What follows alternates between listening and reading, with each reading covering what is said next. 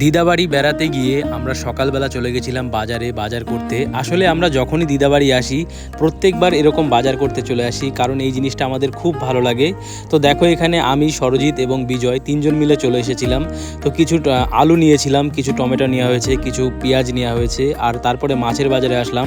আর এখানে দেখো কত রকমের মাছ রয়েছে, কত বড় বড় সাইজের ইলিশ মাছ রয়েছে, তারপরে গলদা চিংড়ি রয়েছে, মাঝারি চিংড়ি রয়েছে, আর এখানে দেখো এক বিশাল সাইজের কাতলা মাছ যার ওজন প্রায় 14 থেকে 15 কিলো হবে।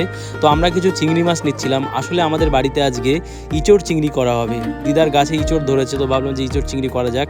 আর এখানে দেখো এই মাছগুলো পুচকুর জন্য নেওয়া হচ্ছে। আমি তো এই মাছের দাম শুনে অবাক হয়ে গেছি, 1000 টাকা কেজি নাকি।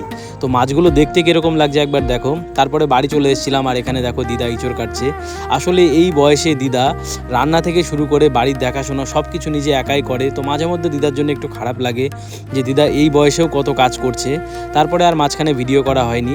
তো এখানে দেখো আমি আমার খাবারটা বেড়ে নিয়েছিলাম। তো ভিডিওটা যদি তোমাদের ভালো লেগে থাকে তাহলে একটা লাইক করো, আর চ্যানেলে নতুন হলে চ্যানেলটিকে অবশ্যই সাবস্ক্রাইব করে আমাকে একটু সাপোর্ট করো। দেখা হচ্ছে পরের ভিডিওতে।